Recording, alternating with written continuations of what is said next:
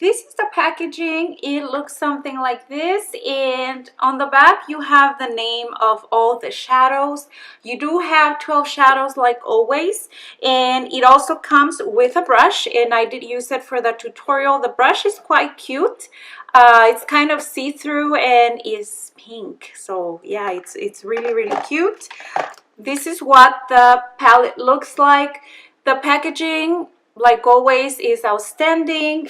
It's kind of plastic, but it's that hard plastic. If you're familiar with the Naked Urban Decay collection, you know that their palettes are well made. And you do have a large mirror, and here are the shades. So I'm gonna go ahead and swatch each one of them for you. I'm gonna go ahead and swatch them here. We're gonna go ahead and start with this color. It's called Hot Spot, and it's kind of a bone color or flesh color, and this is what it looks like. Moving on to Caution, another matte shade. And then you have Bang Bang. This one is a shimmery shade. Feels. This one is a matte shade.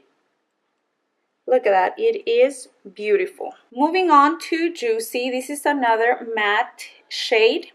It looks like this. Then you have Turn On. This one is a golden tone. It does have some shimmer to it. Beautiful. Woo! And then you have Ambitious, also a shimmery shade. You have Bing Matte shade. And you have another matte shade. This one is called Devilish.